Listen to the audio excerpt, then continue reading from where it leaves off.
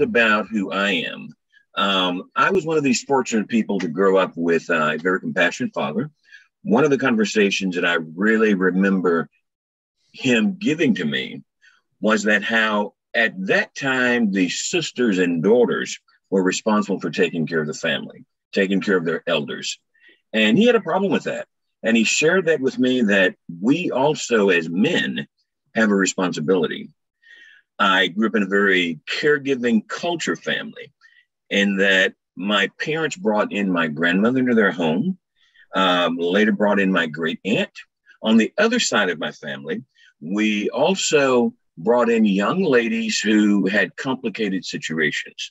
So I grew up believing this was normal, believing that I probably am doing things just because that's what we do.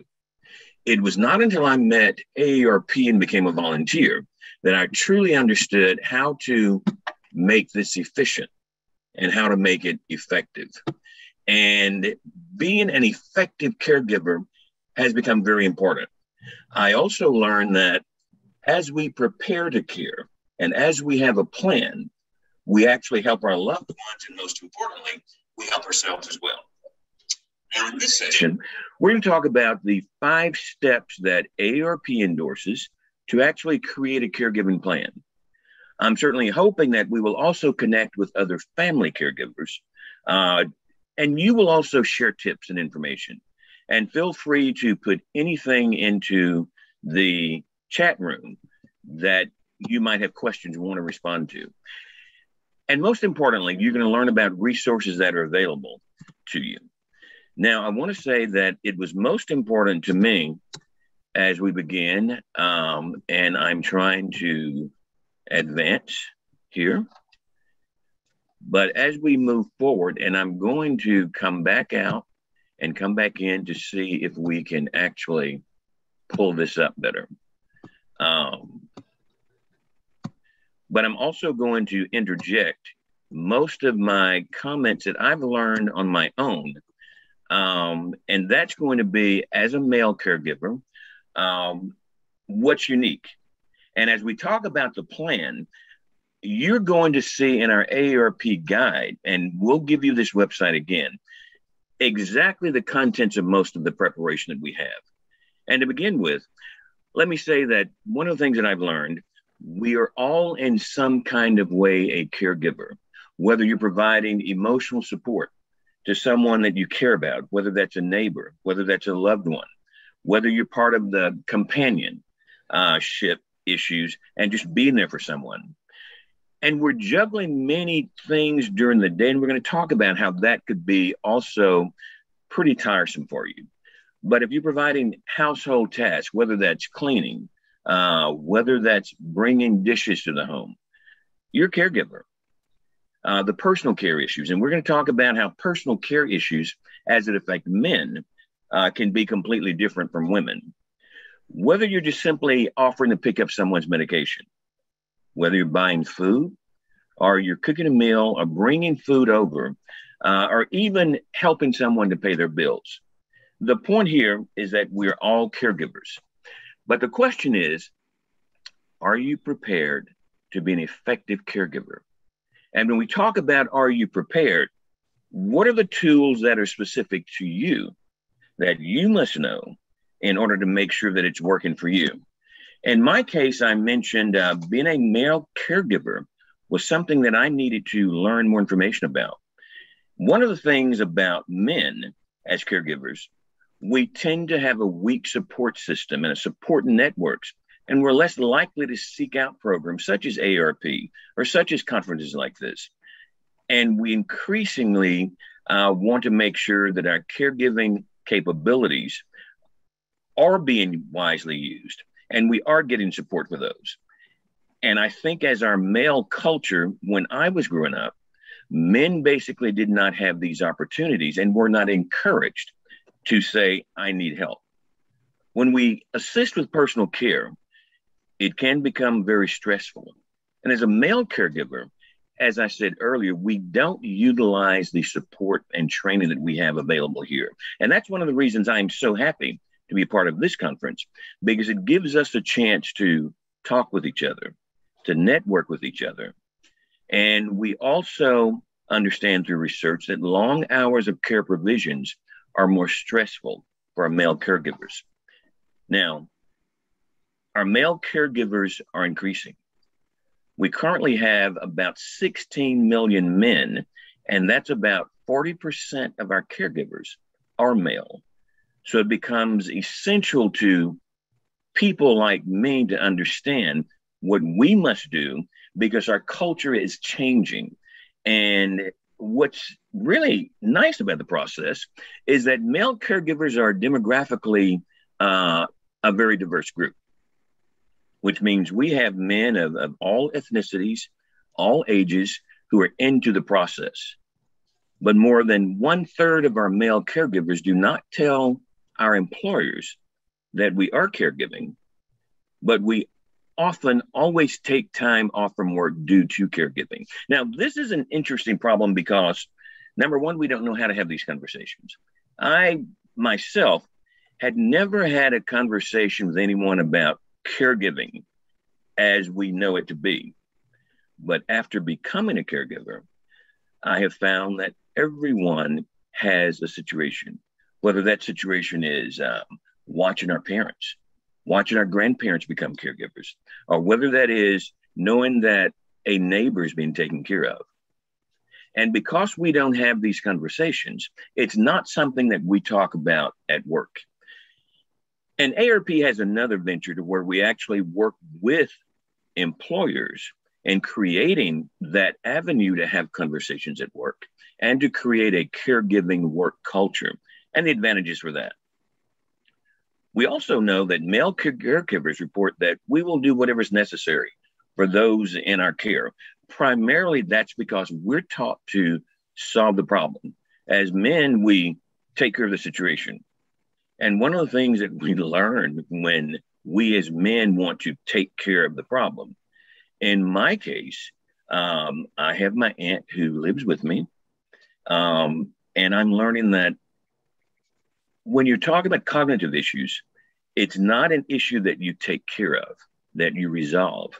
It's an issue that you must change daily, weekly with to meet the different demands of the issues of Alzheimer's. And for male caregivers, positive emotions often coexist with feelings of isolation, stress, and strain. And this primarily happens because we also aren't accustomed to talking about our emotions. Now, let's talk what we're going to do today. Okay, it doesn't work. Yeah. We're going to, let's all mute ourselves. And the first thing we're going to talk about is how do we start that conversation, which is very difficult. Once we start the conversation, how do we form our team? How do we make a plan? How do we find support? And most importantly, how do we care for ourselves? And as we begin into the ARP 5 steps, let me say that the first part, which is the most difficult part to begin with, is how do you start that conversation? Unfortunately, we don't grow up thinking that we might have elders or loved ones who might become incapacitated or who might not have that hero stance.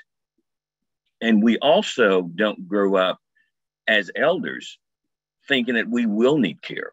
So that conversation is very important. In my case, it was basically picking up signs from the neighborhood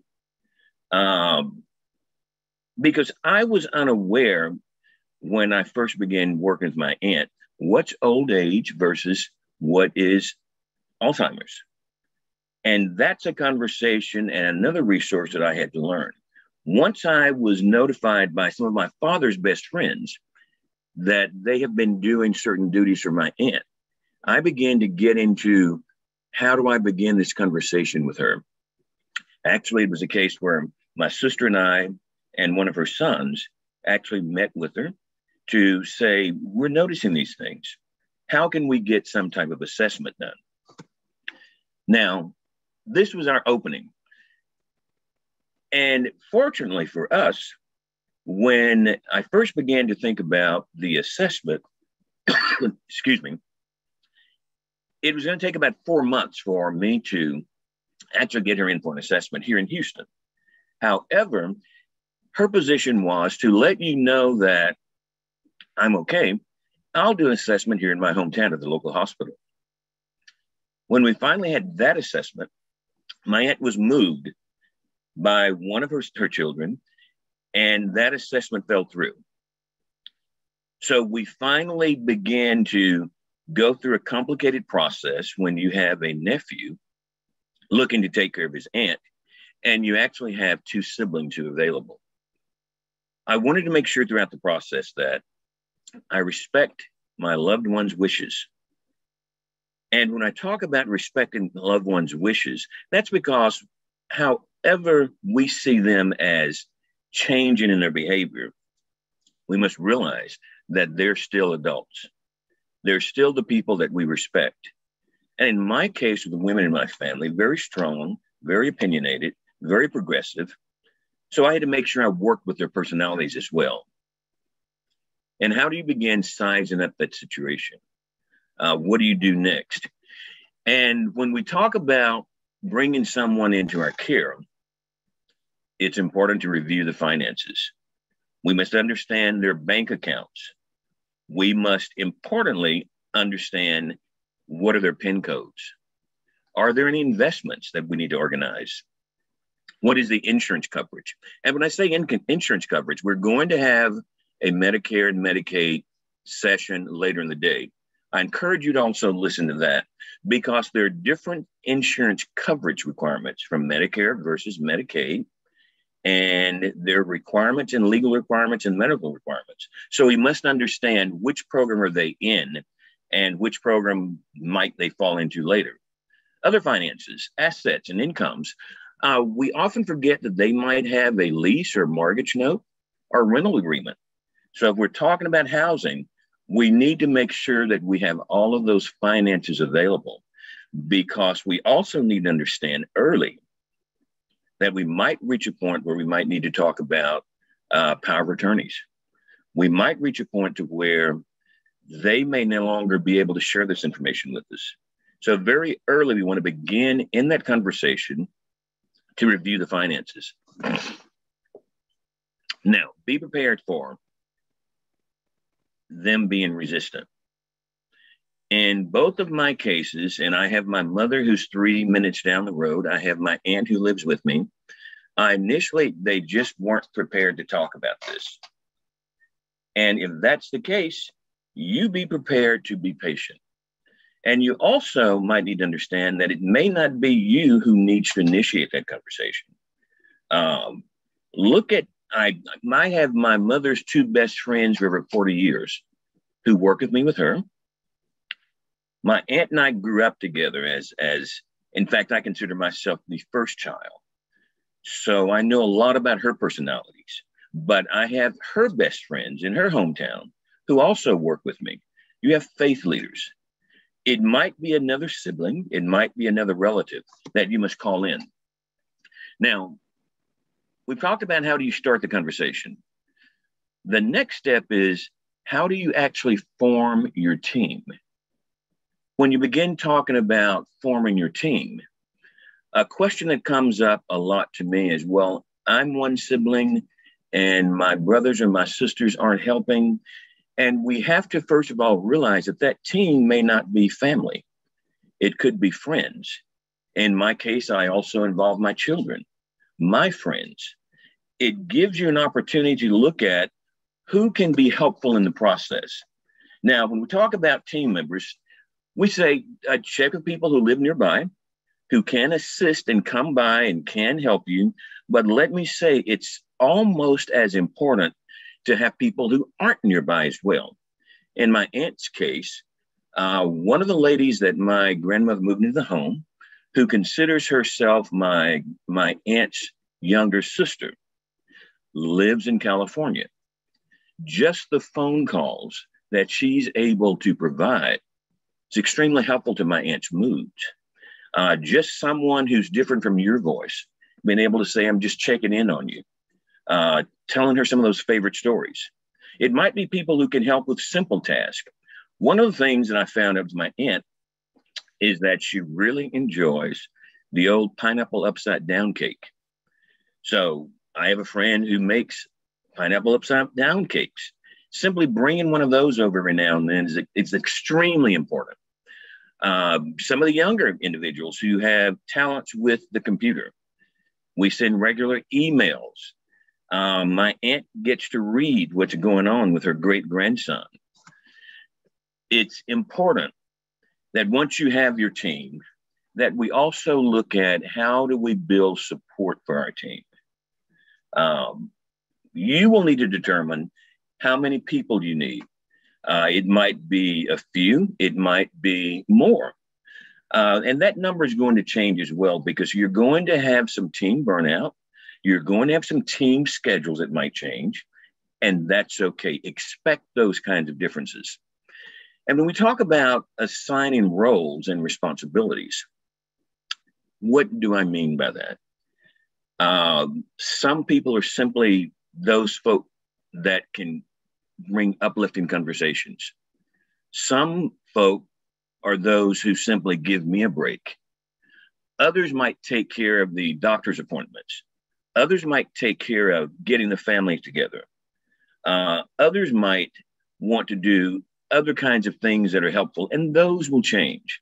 You just want to be organized with your people that you're working with.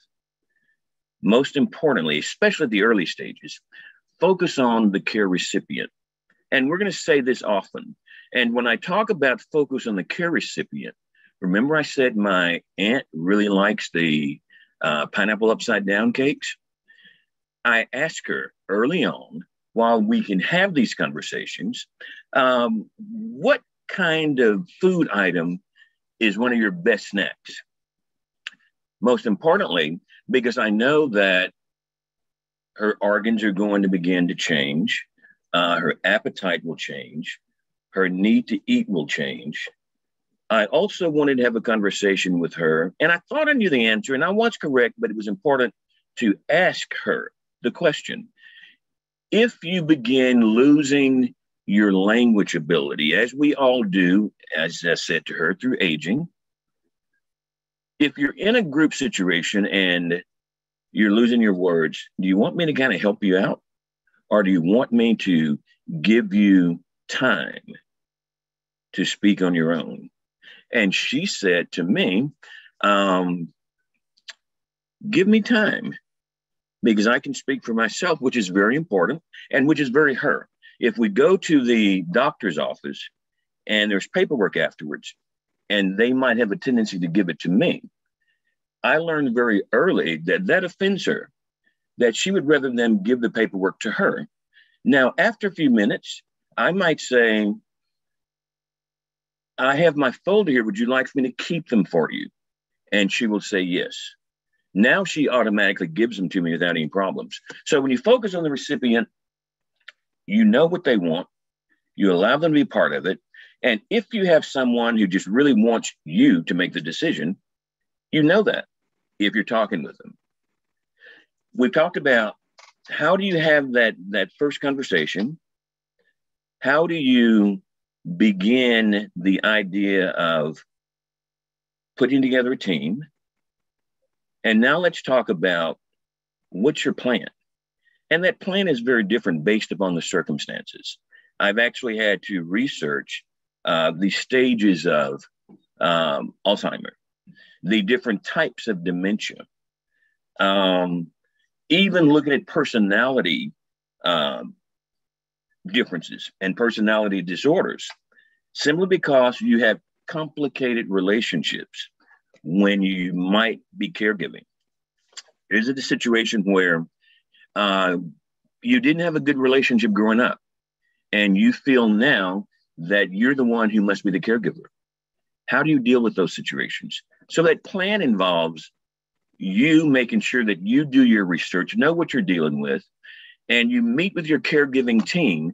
I say frequently.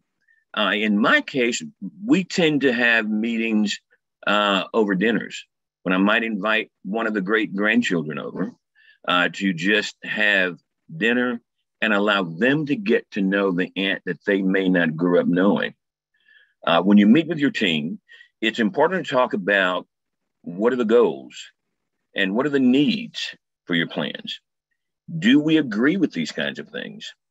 And when we said earlier, focus on the recipient or your loved one, everybody may not be appropriate to be on the team. If they're going to stress out the care receiver, this is someone that you may want to just give updates to and not have them come around if they're memories that aren't as pleasant. And for those people, you want to make sure you take good notes. And taking notes on what you're doing is extremely important. In my case, I am aware that circumstances are going to change. I'm aware that if I don't keep people up to date, they're going to think, but we talked about it and we planned. And I have to consistently change how I think. As I said earlier, as a male and as very much a caregiver, and trying to understand the differences between caregiving and enabling, I want to make sure that I am thinking about my care receiver. It's not what I'm going to do and how I'm going to keep things organized. It's about what the care receiver needs. And these notes are very good because you're going to have to refer back to them. And at some point in time, the family will not always agree with what you're doing. So your notes will help you to explain to them why we're moving from plan A to plan B. And that should always be based upon the needs of the care receiver. Now, when we talk about our team, again, as early as possible, include the person who will receive the care. Again, we want to include them so they know what's happening, but it's more important to get their opinion on what would you like. As far as housing, it gives you a chance to look at different types of housing, find out what they like, find out where they would like to be. In my aunt's case, at 87 years of age, will soon be 88, she's able to climb 3 flights of stairs without a problem. Her language skills are still extremely good. She wants to be involved. When I take her out, it's important that she sees people because it gives her a chance to be that kind of person she wants to be. And she knows that they don't know she might have memory problems. So she gets to let them know how good she is, how she will often say, well, I still swim. I still ride my bike. And in her memory, that's exactly what she does. Now, we want to make sure that, again, as your care receiver's involved, you get some of the answers to the questions that you might need later when you may not be able to get that information. You want to keep everybody informed of the plan. Here again, an example is my aunt really wants to donate her body to science. Her grandson prefers that she donate organs. So we have something to use at a ceremony.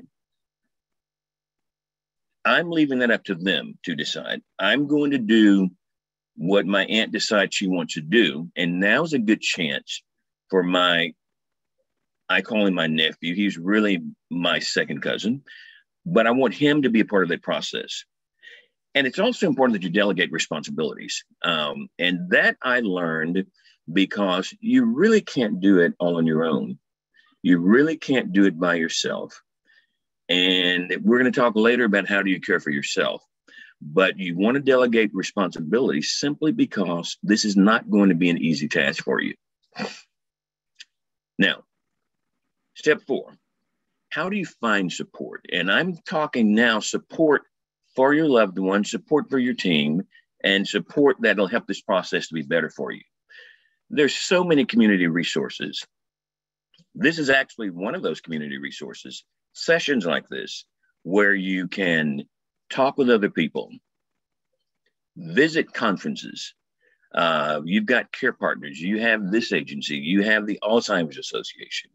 You have AARP has Mindful Mondays, Technology Tuesdays, Wednesday wellness courses, all online where you can actually learn. I take notes, and all of these workshops, all of these resources are very helpful to me because they improve my abilities to be a better caregiver. Professional help is always available. Professional help is generally about $20 to $25 an hour. In my case, I actually share the responsibility of professional help with a neighbor who's in a very similar situation. He's with his mother. I'm with my aunt. They enjoy getting together. There is a healthcare worker who we share, sometimes them together, sometimes alone. That works out for us. And I mentioned earlier about the culture of a workplace. Many of us have employee assistance programs that are helpful, whether that's something that we have where we work or something where your care receiver may have had where they work. And look at those possibilities because they are also very helpful. Now, when I talk about resources, one of the things that I had to learn was what is compassion fatigue? And to me, I always assume that we're just talking about burnout. We're talking about stress. But one of the things I had to learn that compassion fatigue is that physical and mental exhaustion and that emotional withdrawal experience by those of us who care for sick or traumatized people over an extended period of time. We deal with issues such as death and dying.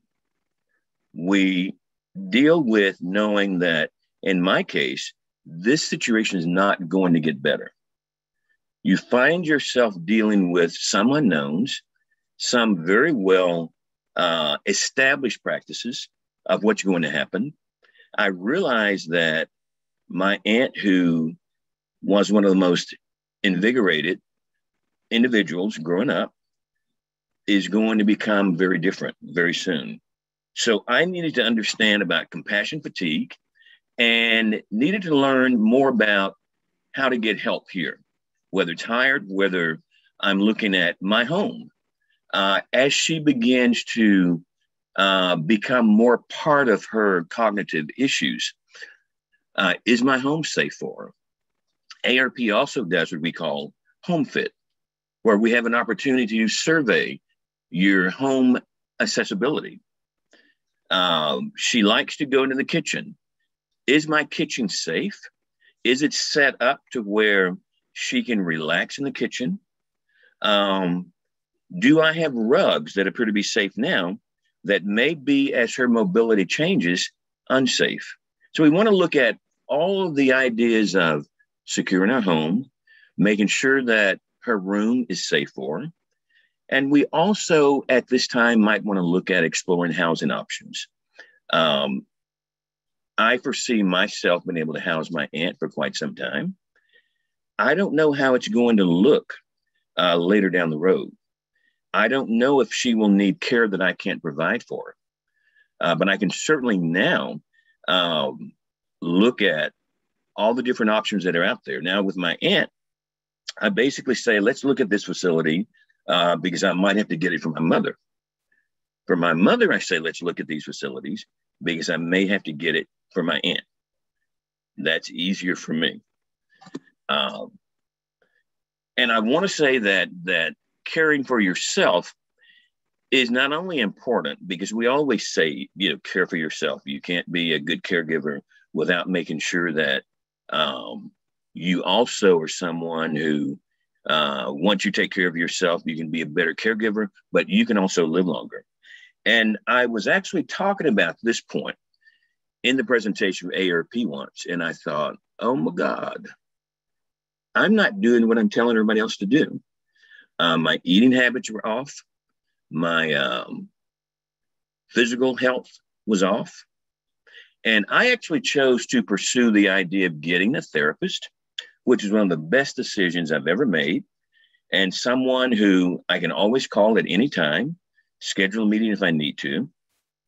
So I found myself in a situation where I was trying to be a good employee, a good caregiver for my aunt, a good caregiver for my mother, a good father for my children, and a very good friend for my ex-wife. And at the same time, trying to make sure that I was keeping up the house, I believe in volunteering in certain parts of the neighborhoods in Houston. And I was not being the kind of person that I really wanted to be.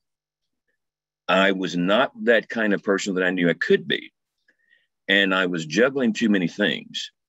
So being able to talk with someone about this is what's going on became very helpful for me. And something I will always talk about. And when you look at how do you become resilient, we had to talk about our own self-awareness. What's going on with us? What are we doing? What do we want to do? We spoke earlier about having plans and goals set for our care receiver. What do we want to do for ourselves? And most importantly, I also learned, and we're going to talk about mindfulness a little bit later, but I'm not sure I knew what mindfulness meant when someone mentioned it to me until I became a caregiver.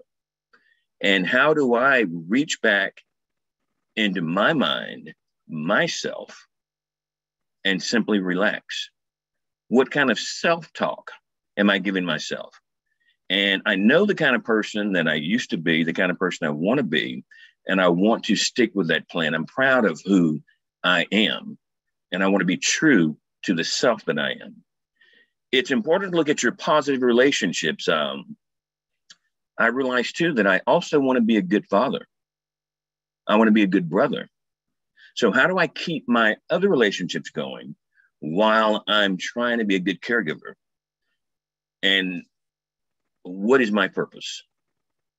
So all heavy kinds of questions that we ask ourselves, but very important once we get into the business of caregiving.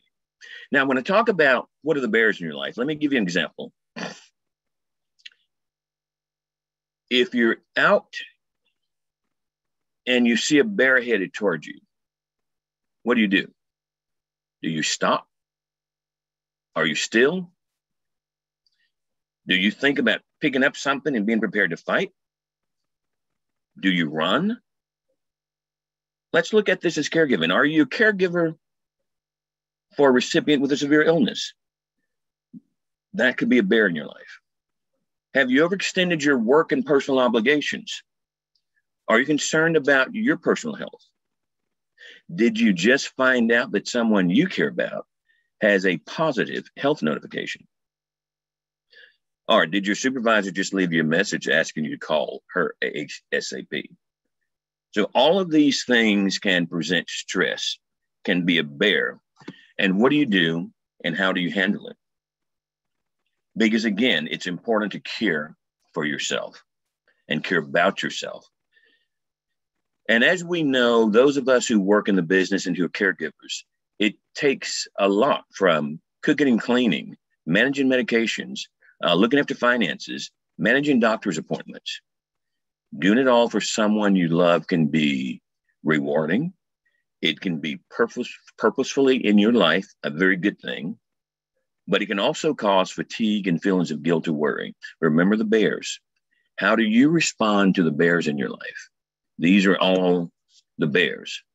One of the ways you respond is you simply take note, learn how to breathe. I'm one who also has high blood pressure. So I find myself, I've been kicked out of many dentist office because my blood pressure is too high for them to do the necessary work. So I have taken my breathing from being mindful to also breathing to lower my blood pressure. And you must practice and change the way we respond to our bears. Because if we are not prepared to be that calm individual, not prepared to keep our body, our heart, our brain, our body healthy, everything that we do as caregivers can be something that will affect us in our life with our body, that affects our family as well.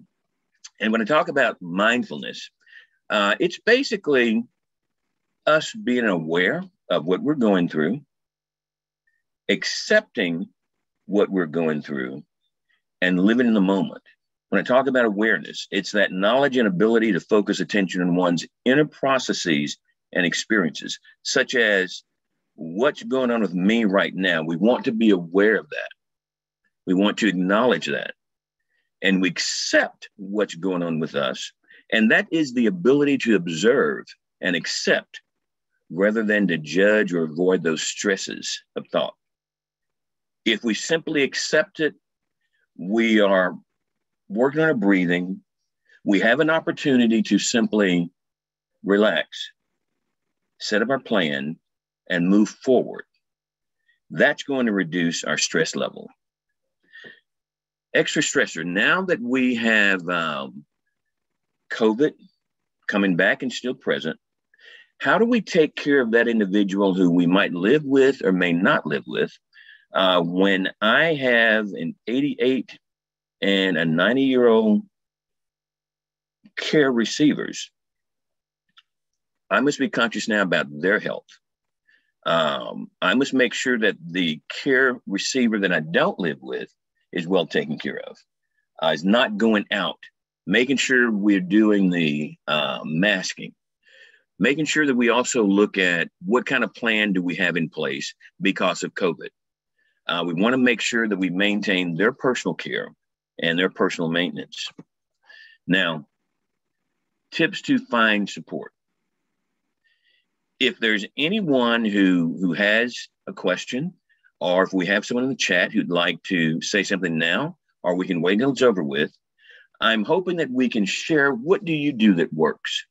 What is it that you're experiencing? And we have many ways that we can actually find answers to that. Again, I want to talk about employer resources. If there's not a conversation where you work, if you're still working, you begin that conversation. You'll be amazed at how many people on your workplace are also dealing with some of the same kinds of things that you're dealing with. Why not suggest to your employer that we have maybe sessions every now and then where we can talk about resources. We can bring in someone like AARP. We can talk about what's available out there for us. It will also give the employer an opportunity to talk about where we are, what we can do to assist, and if nothing else, open up lines of communications to where I can go to my boss. I can say, I'm a caregiver. I actually am very fortunate. I'm an adjunct professor at the University of Houston downtown, and we have aging issues that we openly talk about, social justice issues. Now we even talk about voting justice issues. So it's a place where it's a very open forum to have a space to share with each other. And that's something else that AARP provides. So if you have an employer or a company who wants AARP to talk about how you can create a more employer-friendly surface and space, let us know. When you're looking for help, we have the Employer Caregiving Toolkit. We have what we're doing here, the Prepare to Care workshop. And most of what I'm talking about, the workshop, you can download and you can actually have access to this information. We also have information as how we can support caregivers in the workplace. There's so many resources that you can find through AARP that will help you with what you do. We have the Spanish versions, the Asian versions, the LGBTQ versions. So it comes in all different flavors. Our website, aarp.org/caregiving, as you can see here, is something that you will find most useful. We have what we call the Caregiving Financial Workbook, which assists you in getting your finances and your care receiver's finances in order. What do you do? What should you do? And what do you do once you know your financial situation? The Prepare to Care guides that you can download. You also have a resource line that you can simply call. And that number is 877-333-5885. That's the kind of situation where if you just need to talk with someone, we have the group forums, chat lines, all focused on caregiving. I have found this to be an incredible resource to me. We have instructional videos that focuses on training family caregivers, Caregivers Resource Guides, live and recorded webinars, and even in part because of the pandemic, we have online resources such as you're experiencing now, the different sessions that you can simply, from your home office, from your bedroom, wherever you keep your computer and you do your Zoom calls, you can simply learn what other people are doing, learn how to improve your skills. And I would say one of the most valuable pieces that I've come across, we have the AARP Family Caregiving Facebook group. It's a private group that is incredible. I joined the Facebook group, and here's one of the Facebook posts. It says, I'm new here. What can I say? My mom is 78. She still lives in our family home, and I've not been able to move her into a smaller place. She has a 4-wheel walker, and it does not fit in my car. I've had depression, OCD, and anxiety since forever. My brother took his life about 15 years ago. I had to call 911 about a month ago because my mom had an infection. I just picked her up, and I'm now trying to figure out my next steps. She lives 30 minutes away from my home. I'm not sure about her medication, and I have no idea if she has or has not taken her pills.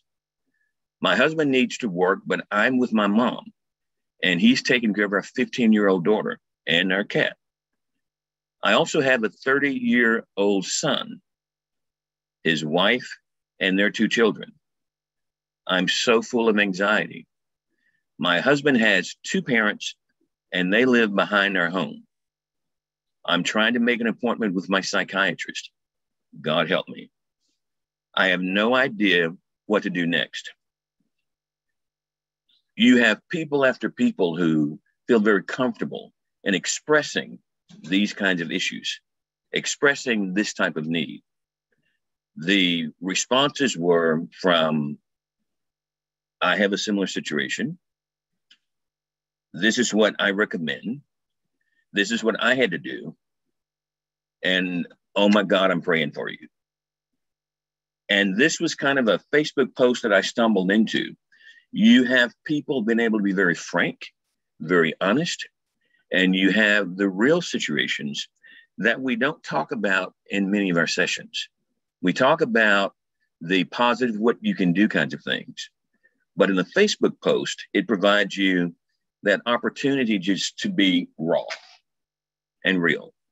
And I actually, from the Facebook post, there was an article about the complicated relationships that I mentioned earlier, where it speaks to what do you do if you're dealing with someone who either has a personality disorder, someone that you did not have a good relationship with. I met one individual who says that she was a daddy's girl. She and her mom did not have a good relationship.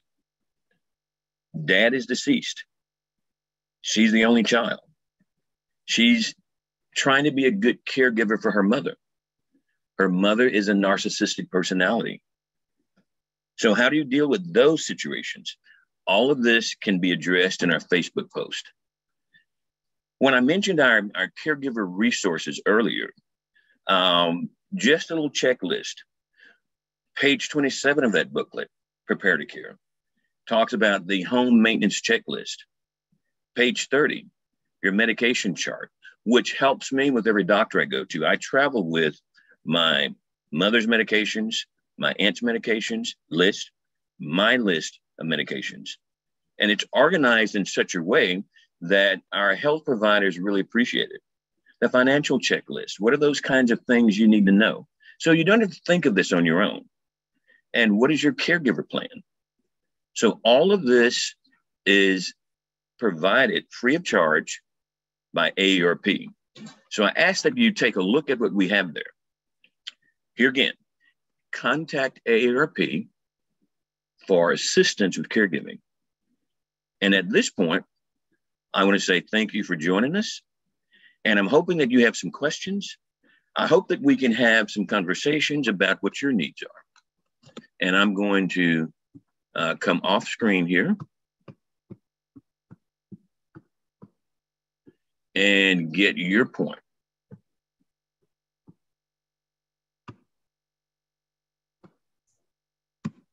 And I'm looking for my stop sharing button. No, you won't have a stop sharing because you're not sharing your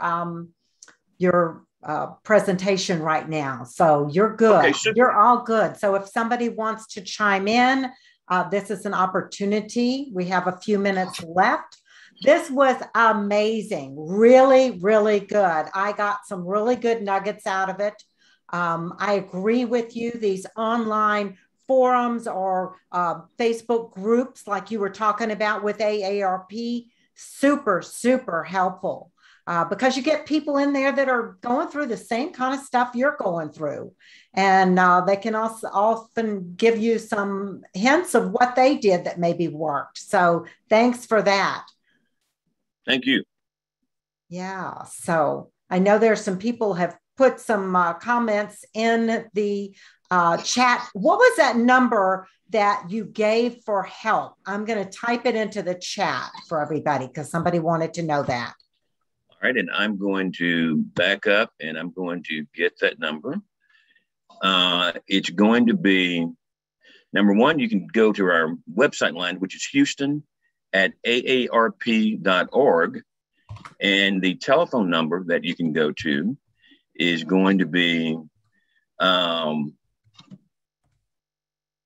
877-333-5885. Again, that resource number is 877-333-5885. And I just put it in the chat as well. So if you need that information. So, excellent. Okay. Anything else? Does anybody have any questions? You can unmute yourself and ask a question, or you can put it in the chat, whatever's most comfortable for you. Asking about the links for the online caregiver groups. Would you mind repeating where they could find that information?